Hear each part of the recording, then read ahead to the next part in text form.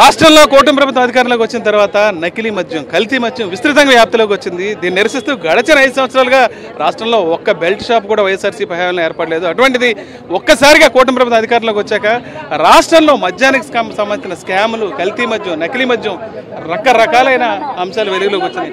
వీటన్నిటిని సరిచేయడానికి మళ్ళీ ఇప్పుడు సిట్ అంటున్నారు. ఎలా చూడొచ్చు రాష్ట్రంలో పరిస్థితి?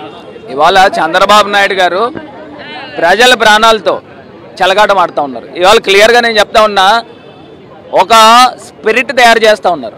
బాటిల్లో లక్షల రూపాయలు, లక్షల బాటిళ్ళు ఈయన సొంత జిల్లా చిత్తూరు జిల్లాలో లక్షల బాటిల్ దొరికినాయి.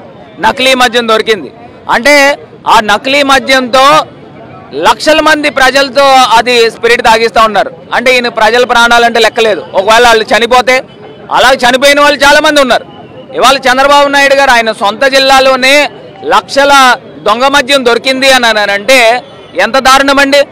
ఆయన మళ్ళీ హడావిడిగా సిట్ వేసాడు. ఎవరి గురించి సిట్ వేసావు? నీ యొక్క తప్పులు కప్పిపుచ్చుకోవడానికి సిట్ వేసావు. ఇవాళ మేము డిమాండ్ చేస్తూ ఉన్నాము, సిబిఐ ఎంక్వైరీ జరిగిన రోజునే నిజ నిజాలు బయటకు వస్తాయి. నేను ఇవాళ ఇంకొక అంశం కూడా చెప్తున్నా, వీళ్ళు తీసుకొచ్చి ఎవరైతే మీ సొంత జిల్లాలో దొరికిన వ్యక్తి వైఎస్ఆర్సీపీ కోవట్ అని చెప్తా ఉన్నాం. నేను అడుగుతా ఉన్నా, మరి 2024 ఎలక్షన్లో మీ చిత్తూరు జిల్లా నుంచే ఆయనకి ఎమ్మెల్యే సీట్ ఇచ్చావు కదా. ఎమ్మెల్యే సీట్ ఇచ్చి నువ్వు మీ అబ్బాయి ఇద్దరు కలిపి కోట్ల రూపాయలు ఆయనకి ఇచ్చి గెలిపించడానికి ప్రయత్నం చేశారు కదా.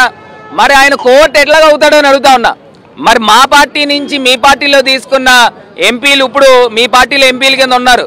వేమిరెడ్డి ప్రభాకర్ రెడ్డి గారు కానీ, మాగుంట శ్రీనివాసరెడ్డి కానీ, అదేవిధంగా కానీ వీళ్ళందరూ కూడా మీ పార్టీలో ఉన్నారు. అంటే వాళ్ళు వైఎస్ఆర్సీపీ కోవట్లా?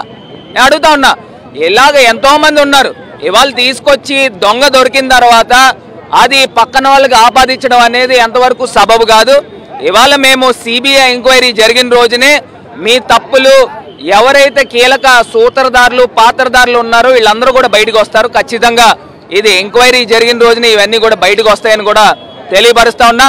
ఇవాళ కొన్ని వందల ప్రాణాలు కోల్పోవడం జరిగింది. కొన్ని వేల మంది ప్రజల యొక్క ఆరోగ్యాలు కోల్పోవడానికి కారకుడు ఈ చంద్రబాబు నాయుడు గారి ప్రభుత్వం. దీన్ని ఇమీడియట్గా సిబిఐ చేయండి. మీ ప్రభుత్వమే కదా, అక్కడ పైన కూడా ఉన్నది. నిజ నిజాలు బయటకు వస్తాయి. ఎవరైతే ఎప్పుడైతే ట్రాన్స్పరెంట్గా ఎంక్వైరీ జరుగుతుందో దీనికి కారకులు ఎవరనేది పూర్తి స్థాయిగా బయటకు వస్తాయి. ఇవాళ ఎంఆర్పి రేట్లకు బయట అమ్ముతున్నారండి. బాటిల్ పైన చిన్నబాబు డబ్బులు అని చెప్పి ముందర వసూలు చేస్తున్నారు. పైకి వెళ్ళిపోతుంది, పెద్దబాబుకి వెళ్ళిపోతుంది, చిన్నబాబుకి వెళ్ళిపోతుంది అని బాటిల్కి 10 రూపాయలు ముందరే ఆ షాపు దగ్గర నుంచి కేసుల దగ్గర కలెక్ట్ చేస్తున్నారు. అంటే ఇంత దారుణంగా నిసిగ్గుగా ఓపెన్ మార్కెట్లో చేస్తూ ఉన్నారు. ఇవాళ షాపులు ఎప్పుడు తెరుస్తున్నారు అనేది కాదు, ఇవాళ మద్యం అనేది 24 గంటలు అమ్ముతూ ఉన్నారు. 24 గంటలు అమ్మి షాపులు క్లోజింగ్ అనేది లేదు. 24 అవర్స్ ప్లస్ డోర్ డెలివరీ. ఇవాళ చిన్న చిన్న గ్రామాల్లో కూడా ఇవాళ తీసుకుని వచ్చి బెల్ట్ షాపులు పెట్టి అమ్మిస్తూ ఉన్నారు. గతంలో మా కనీసం ఒక్కటైనా బయట ఇల్లీగల్ మందు కానీ ఎక్కడైనా బెల్ట్ షాప్ కానీ ఎక్కడైనా ఉందా అని అడుగుతా ఉన్నా.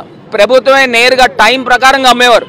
ఇవాళ అసలు బార్లు కానీ షాపులు కానీ మూసే పరిస్థితే లేదు.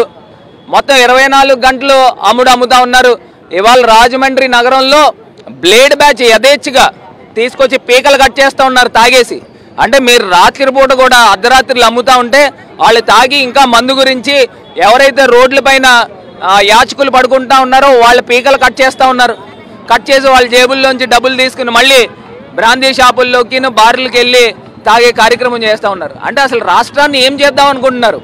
ఈ చంద్రబాబు నాయుడు గారు ఇంత దారుణమైన ప్రభుత్వం ఇంకెప్పుడు కూడా చూడము.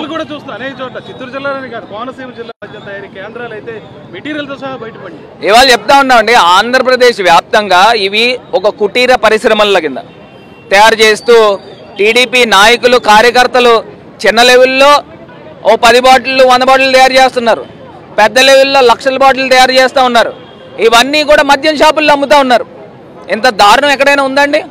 అంటే వీళ్ళు తీసుకొచ్చి డైరెక్ట్గా విషాన్ని తయారు చేసి ప్రజలతో తాగిస్తూ ఉన్నారు. స్పిరిట్ అంటే ఏంటో ఏమవుతుంది బాటిల్ తయారు చేయడానికి, అది 100 రూపాయలకు అమ్ముతూ ఉన్నారు. అంటే 90 రూపాయలు డైరెక్ట్గా నేరుగా ఎవరికి వెళ్తుందండి? ఈ టీడీపీ మనుషుల జేబుల్లో కాదా? అంటే లక్షల బాటిల్ రోజు అమ్ముతూ ప్రజల ప్రాణాలు తీయడానికి వీళ్ళు ఎవరు అని అడుగుతా ఉన్నా. వీళ్ళకి ఎవరు ఇచ్చే రైట్ అని అడుగుతా ఉన్నా. ఇప్పుడు ఇవాళ ఆంధ్రప్రదేశ్ వ్యాప్తంగా నిరసన కార్యక్రమాలు చేశాము. ఖచ్చితంగా సిబిఐ ఎంక్వైరీ జరగాలి. నేషనల్ మీడియా దృష్టికి కూడా ఆల్రెడీ తీసుకెళ్ళాం. ఖచ్చితంగా కేంద్ర ప్రభుత్వం కూడా స్పందించి సిబిఐ ఎంక్వైరీ కాల్ ఫర్ చేయాలని డిమాండ్ చేస్తాం.